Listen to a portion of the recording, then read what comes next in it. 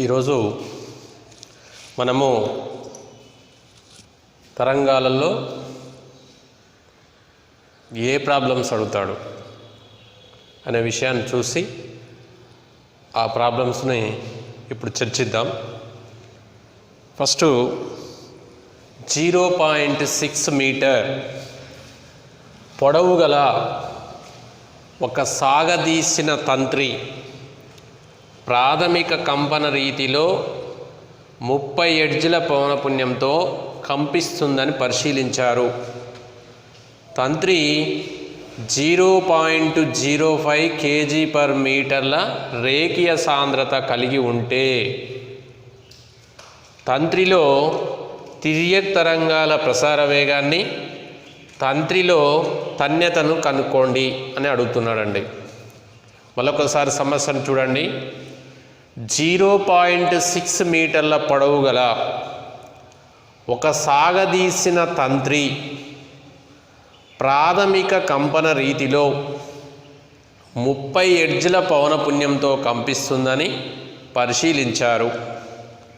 తంత్రి 0.05 kg/మీటర్ల రేఖీయ సాంద్రత కలిగి ఉంటే తంత్రిలో తిర్యక్ తరంగాల ప్రసార వేగాన్ని, మరి అదేవిధంగా తంత్రిలో తన్యతను కనుక్కోండి అని అడుగుతున్నాడు. ఫస్ట్ మనము ఇచ్చిన వాల్యూస్ ఏందో చూద్దామండి.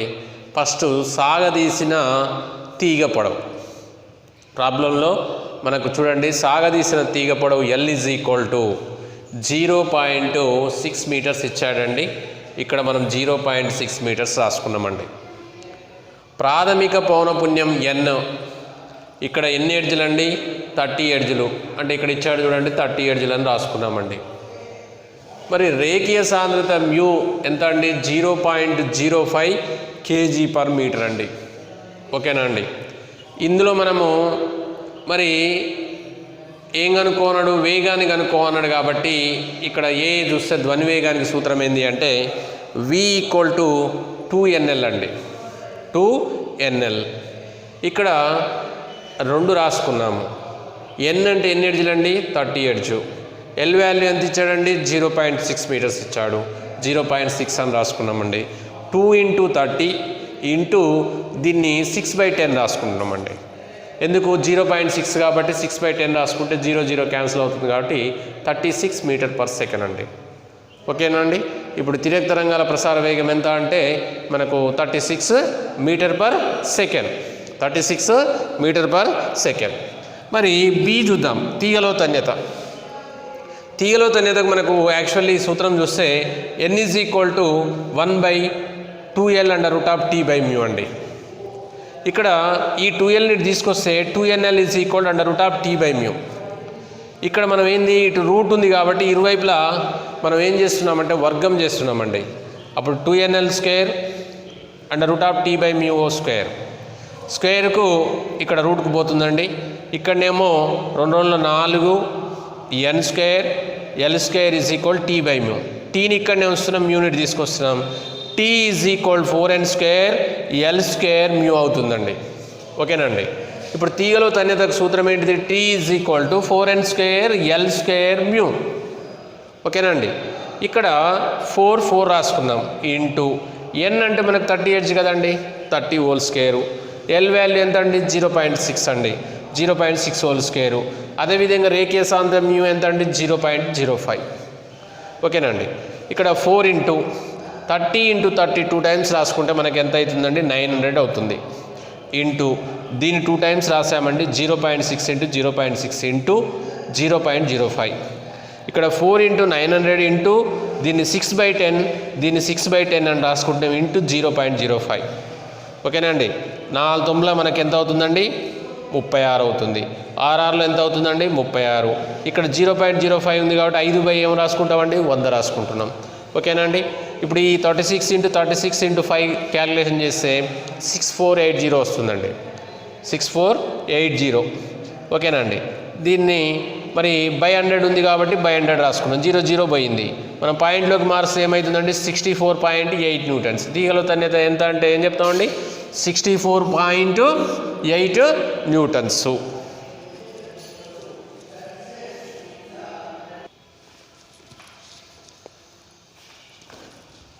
ఇక్కడ సెకండ్ ప్రాబ్లం చూద్దామండి. 70 సెంటీమీటర్ల పొడవు గల ఒక మూసిన ఆర్గాన్ పైపును ధ్వనింపచేశారు. ధ్వని వేగం 331 మీటర్ పర్ సెకండ్ అయితే గాలి స్తంభపు ప్రాథమిక పౌనపున్యం ఎంత? గాలి స్తంభపు ప్రాథమిక పౌనపున్యం ఎంత? మూసిన గొట్టం పొడవు L ఎంత ఇచ్చిండండి? 70 సెంటీమీటర్లు ఇచ్చిండండి. సెంటీమీటర్లను మీటర్లోకి మారిస్తే మనకు అది 0.7 మీటర్స్ అవుతుందండి. మరి అదేవిధంగా ధ్వని వేగం V ఎంత ఇచ్చిండండి? 331 మీటర్ పర్ సెకండ్. మరి గాలి స్తంభంలో ప్రాథమిక పౌనపున్యం కనుక్కోమన్నాడండి. మరి ప్రాథమిక పౌనపున్యం అంటే మనకి ఏంటండి? N V/4L. ఓకేనండి. మరి V అంటే ఎంత? 331. 4 L అంటే ఎంత అండి? మనకి 0.7. అంటే 331 ఇంటూ ఓకేనండి 4.7 అని రాసుకున్నాం. ఇక్కడ 0.7 తీసేస్తే పైన 10 రాసుకున్నాం అండి. అప్పుడు ఎంత అవుతుందండి? 3310/4 దీన్ని భాగారం చేస్తే మనకి ఎంత వస్తుందంటే 118.28 వస్తుందండి. అంటే గాలి స్తంభంలో ప్రాథమిక పౌనపున్యం 118.28 అండి. 118.28. నెక్స్ట్ ప్రాబ్లం చూడండి. 85 సెంటీమీటర్ల పొడవున్న ఒక తెరచిన ఆర్గాన్ పైపును ధ్వనింపచేశారు. ధ్వని వేగము 330 మీటర్ పర్ సెకండ్ అయినా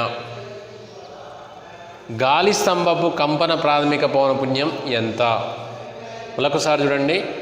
85 సెంటీమీటర్ల పొడవున్న ఒక తెరచిన ఆర్గాన్ పైపును ధ్వనింపచేశారు. ధ్వని వేగం 330 మీటర్ పర్ సెకండ్ అయినా గాలి స్తంభపు కంపన ప్రాథమిక పౌనపున్యం ఎంత? తెరచిన గాలిగొట్టం పొడవు ఎంత అండి? 85 సెంటీమీటర్లు. ఇక్కడ ధ్వని వేగం V 330 మీటర్ పర్ సెకండ్ ఇచ్చాడండి. దాని సెంటీమీటర్ పర్ సెకండ్లోకి మారిస్తే 33,000 సెంటీమీటర్ పర్ సెకండ్ అండి. తెరచిన గొట్టంలో ప్రాథమిక పౌనపున్యం N మనకి ఏంటండి? V/2L. ఇక్కడ V ఎంత అండి? 33,000. 2 రాసుకున్నాము ఇంటూ 85 అండి. 2లో కొట్టేస్తున్నామండి. 2 1 2, 2 1 2 అంటే మనకి ఇక్కడ 13 ఉంటుంది కాబట్టి 2 6 12, 12 అంటే ఇంకా 1 ఉంటుంది కాబట్టి 2 5లో మనకు 10 తీసుకుంటున్నామండి. 10 పోతే మనకి ఇంకెంత? 0 ఉందండి. ఓకే, ఇక్కడ మనకు 16,500 మిగిలిందండి. 16,500/85. 85 అంటే మళ్ళీ మనం 5లో పోతుంది చూడండి. 5 ఒకట్ల 5, 5 అంటే 3 ఉంది. 5 ఏళ్ళ 35. మరి ఇక్కడ చూస్తే 5 ముళ్ళ 15 అంటే 1 ఉంది. 5 ముళ్ళ 15. ఇక్కడ 0 అంటే మనకి 3300/17. ఓకేనండి. ఇక్కడ 3300/17 మనం భాగారం చేస్తే మనకి ఎంత వస్తుందండి? 194.18 వస్తుందండి. 194.18 వస్తుంది. ఓకే అండి. ఈరోజు ఈ తరంగాలు చాప్టర్లో 2 మార్క్స్ క్వశ్చన్ చూద్దామండి. నెంబర్ 1, తరంగము ఏమి సూచిస్తుంది? తరంగము ఏమి సూచిస్తుంది అని అడుగుతున్నాడండి. కణ స్థానభ్రంశం లేకుండా శక్తి ప్రసారమయ్యే విధంను తెలుపుతుందండి. అంటే కణాల కదలిక లేకుండా కణాలకు శక్తిని అందజేస్తుందని ఇక్కడ తెలపడం జరుగుతుందండి.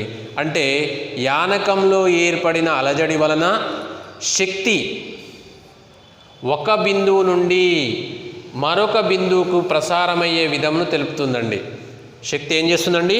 ఒక బిందువు నుండి మరొక బిందువుకు ప్రసారమయ్యే విధంను తెలుపుతుంది. మరొకసారి చూడండి. తరంగం ఏమి సూచిస్తుంది?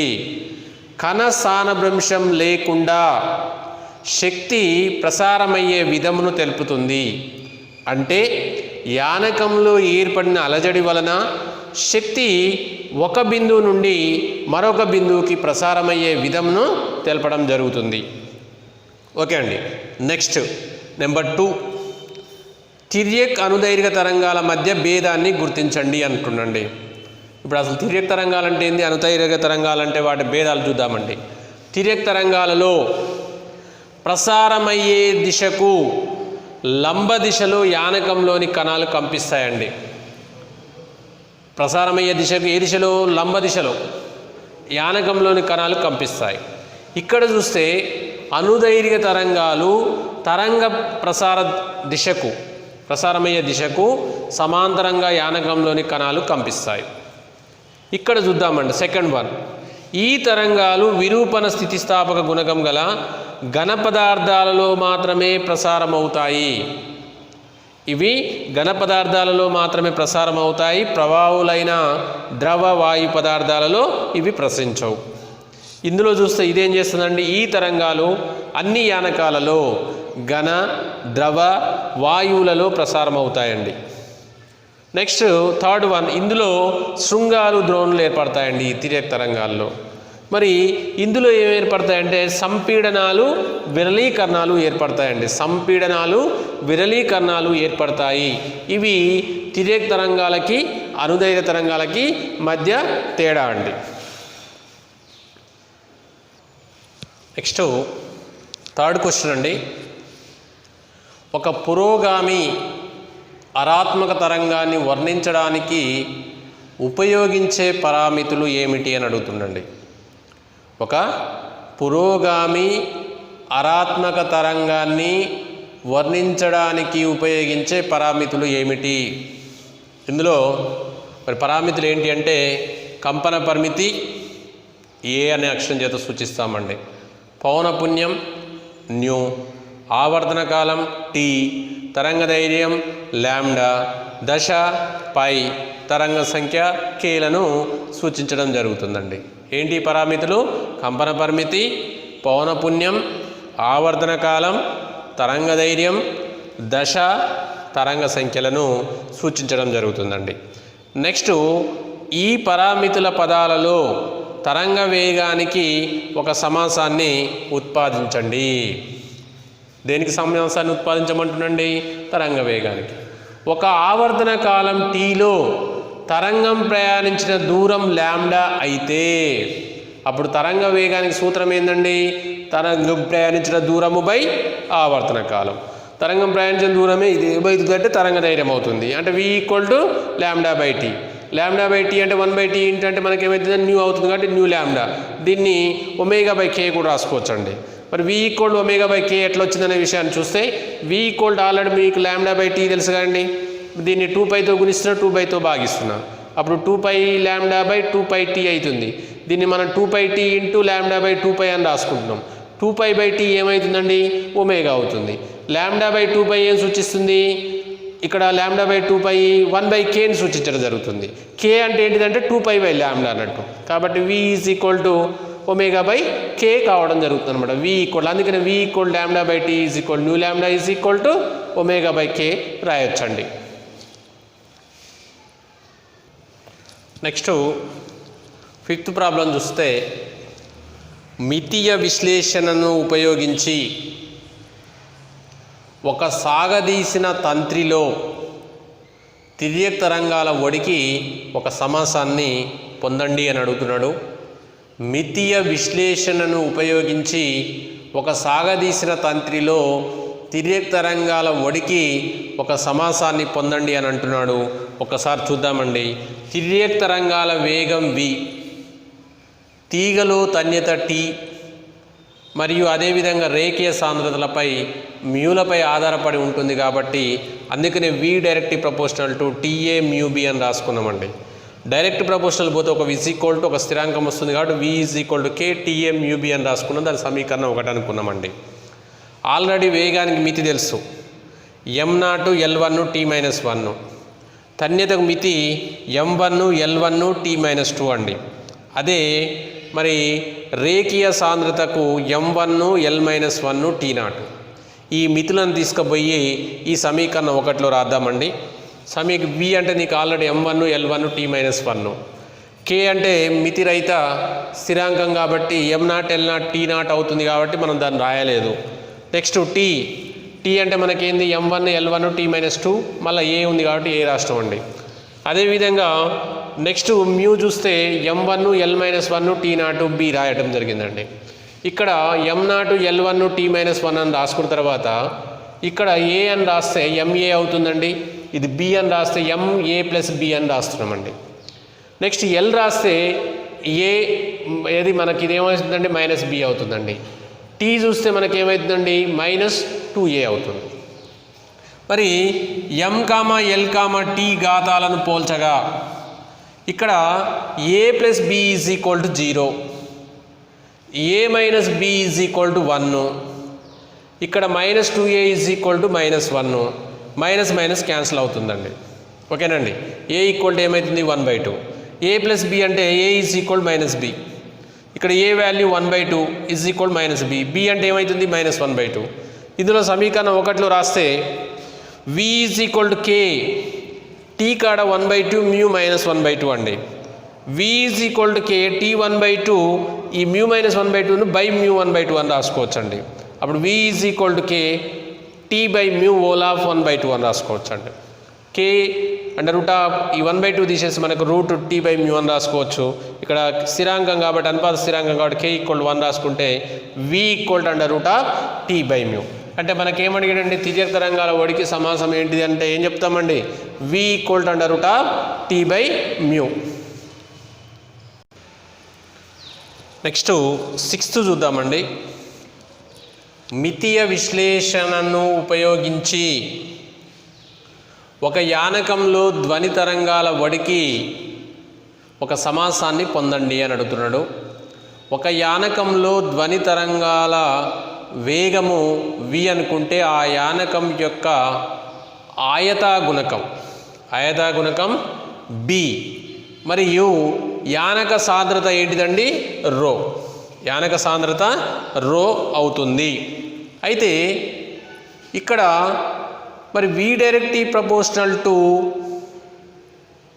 BA రో b, ఎందుకంటే వాటి మీద ఆధారపడుతుంది కాబట్టి డైరెక్ట్ ప్రపోర్షనల్ తీసివేస్తే v is equal to k BA రో b రాసుకుంటే ఈక్వేషన్ 1. వేగానికి మితి m0 L1 t-1, ఆయత గుణకానికి m1 L-1 t-2, రోకి m1 L-3 అండి. మరి ఎన్ని తీసుకుపోయి సమీకరణం 1లో మితులను ప్రతిక్షేపిద్దామండి. ప్రతిక్షేపిస్తే m0 L1 t-1 అండి వేగానికి. మరి మితిరహిత స్థిరాంకం కాబట్టి m0 L0 t0 అని రాసుకున్నాము.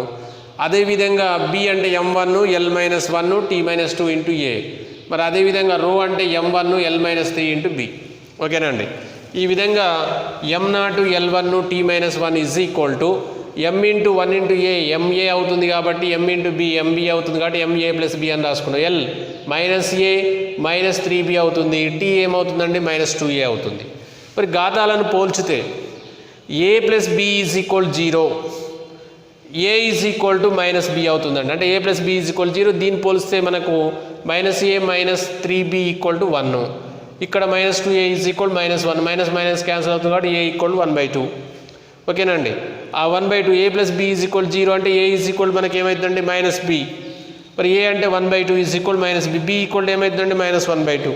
ఇక్కడ v is equal k b 1/2 రో -1/2 అని రాసుకున్నామండి. v is equal k b 1/2 by rho 1/2. ఓకేనండి. ఇక్కడ v is equal k b whole power b by rho whole power 1/2 అని రాసుకోవచ్చు. 1/2ను రూట్ రాసుకుంటే v is equal k under root of b by rho, k equal 1 అంటే v equal ఏమవుతుందండి under root of b by rho. ఒకసారి 7th question చూద్దామండి. తరంగాల అధ్యారోపణ సూత్రం ఏమిటి అంటే తరంగాలు అధ్యారోపణం చెందినప్పుడు విడి తరంగాల స్థానభ్రంశాల బీజీయ మొత్తం, విడి తరంగాల స్థానభ్రంశాల బీజీయ మొత్తం ఫలిత తరంగపు స్థానభ్రంశానికి సమానం. దీనినే తరంగాల అధ్యారోపణ సూత్రం అంటారండి. విడి తరంగాల స్థానభ్రంశం అంటే ఇదండి, y1 + y2 + y3 + dash + yn. అదే ఫలిత తరంగం స్థానభ్రంశం అంటేనేమో y అండి. అందుకే y = y1 + y2 + y3 + dash yn. ఇక్కడ y అనేది ఏంటిది, ఫలిత తరంగం స్థానభ్రంశం తెలిపితే y1 y2 డాష్ yn అనేది ఏం తెలియజేస్తున్నాయండి, విడి తరంగాల స్థానభ్రంశాలను తెలపడం జరుగుతుంది. అదేవిధంగా మనకు 8th క్వశ్చన్ చూద్దామండి. 8th ఏంటండి, ఏ నిబంధనలకు లోబడి ఒక తరంగం పరావర్తనం చెందుతుంది. ఏ నిబంధనకు లోబడి ఒక తరంగం పరావర్తనం చెందుతుందనే విషయాన్ని చూస్తే ఫస్ట్ మనకి దృఢమైన సరిహద్దు ఉండాలండి. ఏముండాలండి, దృఢమైన సరిహద్దు ఉన్నప్పుడు. నెంబర్ 2, సరిహద్దు వద్ద అన్ని సమయములలో అలజడి స్థానభ్రంశము శూన్యమైనప్పుడు మాత్రమే. సరిహద్దు వద్ద అన్ని సమయాలలో అలజడి స్థానభ్రంశం శూన్యమైనప్పుడు మాత్రమే తరంగం ఏం చేస్తుందండి, పరావర్తనం చెందుతుంది. పరావర్తనం చెందాలంటే ఫస్ట్ మనకు దృఢమైన సరిహద్దు ఉండాలండి. నెంబర్ 2, అన్ని సమయాలలో అలజడి స్థానభ్రంశం శూన్యమైనప్పుడు ఆ తరంగం ఏం చెందుతుందండి, పరావర్తనం చెందడం జరుగుతుంది. మరి 9th చూద్దామండి. 9th క్వశ్చన్, తరంగము దృఢ సరిహద్దు వద్ద పరావర్తనం చెందితే పతన పరావర్తిత తరంగాల మధ్య దశాభేదం ఎంత అని అంటుండండి. అంటే ఏంది, దృఢ సరిహద్దు వద్ద పరావర్తనం చెందితే పతన పరావర్తిత తరంగాల మధ్య దశాభేదం ఎంత. మరి దృఢమైన సరిహద్దు వద్ద తరంగం పరావర్తనం చెందినప్పుడు పతన మరియు పరావర్తన తరంగాల మధ్య దశాభేదం ఎంత ఉంటుందంటే 180 డిగ్రీలు ఉంటుందండి. ఎంత ఉంటుందండి, 180 డిగ్రీలు ఉంటుంది. నెక్స్ట్ అదేవిధంగా 10th క్వశ్చన్ చూస్తే స్థావర లేదా స్థిర తరంగం అంటే ఏమిటి. రేఖీయ యానకంలో ప్రసారమైన తరంగాల సరిహద్దు వద్ద సాధారణ పరావర్తనాన్ని పొంది పురోగామి తరంగం మరియు పరావర్తన తరంగాల అధ్యారోపణం చెందినప్పుడు స్థిర తరంగాలు ఏర్పడతాయండి. ఫస్ట్ మనకి రేఖీయానకంలో ప్రసారమైన తరంగాలు సరిహద్దు వద్ద సాధారణ పరావర్తనం పొంది పురోగామి తరంగం మరియు పరావర్తన తరంగాలు అధ్యారోపణం చెందినప్పుడు మనకు ఇక్కడ స్థిర తరంగాలు ఏర్పడతాయండి. నెక్స్ట్ 11th చూస్తే అస్పందన ప్రస్పందన పదాల వల్ల మీరేం అర్థం చేసుకున్నారు అనే విషయం చూస్తే అస్పందన స్థానం స్థిర తరంగంలో కణాల కంపన పరిమితి శూన్యమయ్యే ప్రాంతాన్ని, స్థిర తరంగంలో కణాల కంపన పరిమితి శూన్యమయ్యే ప్రాంతంను అస్పందన స్థానము అంటారండి. ఏమంటారండి, అస్పందన స్థానం అంటారు. అదేవిధంగా ప్రస్పందన స్థానం చూద్దామండి. స్థిర తరంగంలో యానకంలోని కణాల కంపన పరిమితి గరిష్టమయ్యే ప్రాంతాన్ని, అక్కడేమో శూన్యమయ్యే ప్రాంతాన్ని అస్పందన స్థానం అన్నామండి, గరిష్టమయ్యే ప్రాంతాన్ని ప్రస్పందన స్థానం అంటారండి. మరి అదేవిధంగా 12th చూస్తే ఒక స్థిర తరంగంలో ఒక అస్పందన ఒక ప్రస్పందనల మధ్య దూరం ఎంత. ఒక అస్పందన ఒక ప్రస్పందన మధ్య దూరం ఎంత. స్థిర తరంగంలో ఒక అస్పందన మరియు తర్వాత ప్రస్పందన స్థానాల మధ్య దూరం ఎంత అంటే మనకు λ/4 అవుతుందండి. ఎంత అవుతుందండి, λ/4. ఒక స్థిర తరంగంలో ఒక అస్పందన ఒక ప్రస్పందనల మధ్య దూరం ఎంత అంటే స్థిర తరంగంలో ఒక అస్పందన మరియు దాని తర్వాత వచ్చే ప్రస్పందనల మధ్య స్థానాల మధ్య దూరం ఎంత అవుతుందంటే λ/4 అవుతుంది.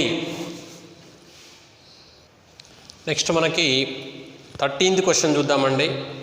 సహజ పౌనపున్యం లేదా సామాన్య కంపన రీతితో మీరు ఏమి అర్థం చేసుకున్నారు అనే విషయాన్ని చూస్తే స్థిర బల ప్రయోగం వలన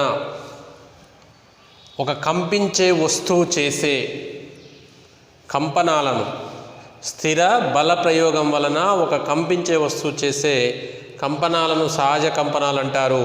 దాని పౌనపున్యాన్ని మనం ఏమంటామంటే సహజ పౌనపున్యం అంటారండి.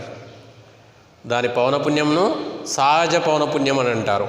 మరి ఎగ్జాంపుల్ చూసినట్టయితే కంపింపజేసిన శృతిదండం చేసే కంపనాలు, కంపింపచేసిన శృతిదండం చేసే కంపనాలండి.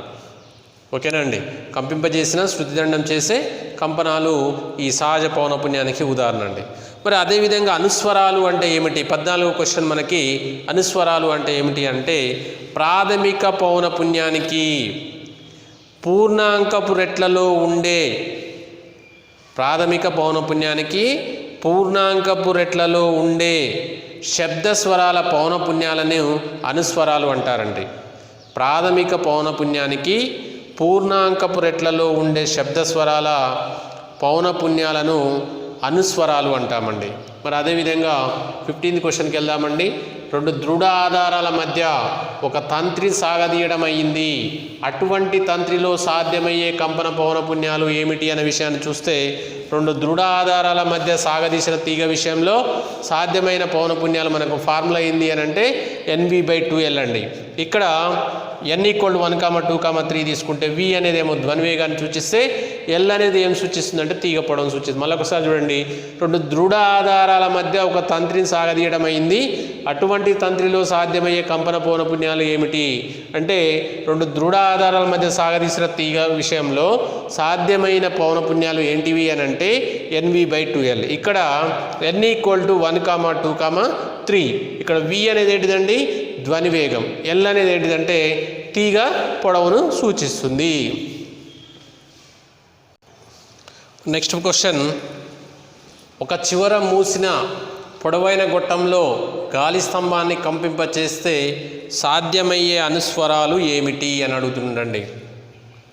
ఒక చివర ముయ్యబడిన పొడవైన గొట్టంలోని గాలి స్తంభం విషయంలో సాధ్యమైన అనుస్వరాలకు సూత్రం ఏంటంటే 2n+1 × v/4l అండి. లేకపోతే n+1/2 × v/2l అని రాసుకోవచ్చండి. n 0, 1, 2, 3. ఇక్కడ v అనేది ధ్వనివేగం అండి, L అనేదేమో కంపించే గాలి స్తంభపు గొట్టంలో ఏర్పడే అనుస్వరాలు ఏముంటాయండి? గాలి గొట్టంలో ఏర్పడే అనుస్వరాలు v/4l, 3v/4l, 5v/4l అవుతుందండి. ఒక చివర మూసిన గొట్టంలో గాలి స్తంభాన్ని కంపింపచేస్తే సాధ్యమయ్యే అనుస్వరాలు ఏంటి ఏవి అని అంటే మనకు ఒక చివర ముయ్యబడిన పొడవైన గొట్టంలోని గాలి స్తంభం విషయంలో సాధ్యమైన అనుస్వరాలకు సూత్రము 2n+1 × v/4l లేదా n+1/2 × v/2l అండి. n = 0, 1, 2, 3 ఓకేనండి. v ధ్వనివేగం. ఇక్కడ L కంపించే గాలి స్తంభం పొడవు గొట్టంలో ఏర్పడే అనుస్వరాలు v/4l, 3v/4l, 5v/4l అవుతుందండి. మరి అదేవిధంగా 17th క్వశ్చన్కి వెళ్దామండి. 2 వైపులా తెరిచిన ఒక గొట్టంలో గాలి స్తంభాన్ని కంపింపజేస్తే సాధ్యమయ్యే అనుస్వరాలు ఏమిటి అనడండి. 2 వైపులా తెరిచిన గొట్టంలో గాలి స్తంభం విషయంలో సాధ్యమయ్యే అనుస్వరాలకు సూత్రం NV/2L అండి. ఇక్కడ n 1, 2, 3 ఓకేనా, v ధ్వనివేగం అవుతుంది. L అనేది ఏంటిదంటే గాలి స్తంభం పొడవు గొట్టంలో ఏర్పడే అనుస్వరాలకు సూత్రం ఏంటంటే మనకు అనుస్వరాలు ఏంటి v/2l, 2v/2l, 3v/2l అవుతుందండి. L గాలి స్తంభం పొడవు గొట్టంలో ఏర్పడే అనుస్వరాలు v/2l, 2v/2l, 3v/2l అవుతుంది. నెక్స్ట్ మనకు 18th క్వశ్చన్ చూద్దామండి. విస్పందనాలు అంటే ఏమిటి? చూస్తే ఒకే మార్గంలో ఒకే దిశలో ప్రయాణిస్తున్న స్వల్ప పౌనపున్యం భేదమున్న 2 తరంగాలు అధ్యారోపణం చెందినప్పుడు వ్యతీకరణం జరిగి ధ్వని తీవ్రతలో మార్పు అనవసరంగా కలుగుతుంది. ఈ దృగ్విషయాన్ని విస్పందనాలు అంటారండి. విస్పందనం అంటే ఏంటిదంటే ఒకే మార్గంలో ఒకే దిశలో ప్రయాణిస్తున్న స్వల్ప పౌనపున్యం భేదమున్న 2 తరంగాలు అధ్యారోపణం చెందినప్పుడు వ్యతీకరణం జరిగి ధ్వని తీవ్రతలో మార్పు అనవసరంగా కలుగుతుంది. ఈ దృగ్విషయాన్ని విస్పందనాలు అంటారండి. నెక్స్ట్ 19th క్వశ్చన్, విస్పందన పౌనపున్యం కోసం ఒక సమాసాన్ని రాయండి, దానిలో ఉండే పదాలను వివరించండి. విస్పందన పౌనపున్యం n1 స్వల్ప భేదము మనకు n2 ఉంటుందండి. ఇక్కడ n1, n2లు ధ్వని తరంగాల పౌనపున్యాలుగా చెప్పవచ్చు. అదేవిధంగా 20 క్వశ్చన్కి వెళ్దామండి.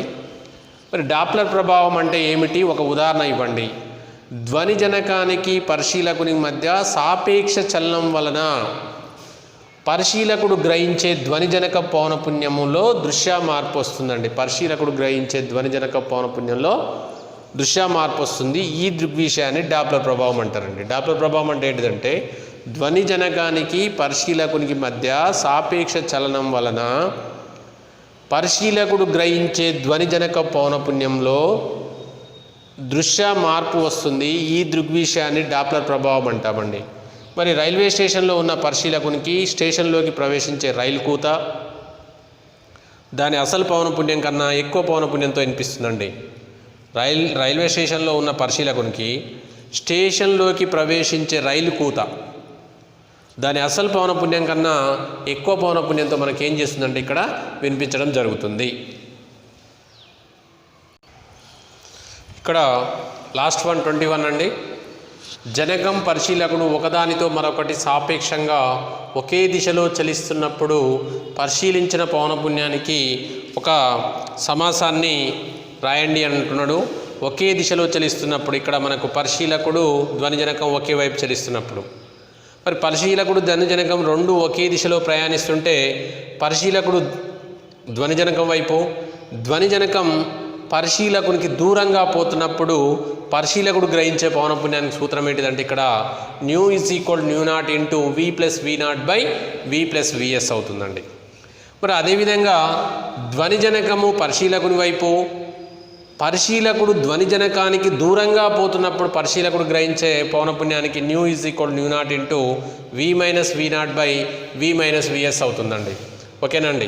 ఇక్కడ ఈ రెండు సమీకరణాలను తెలపడం జరుగుతుంది. Thank you.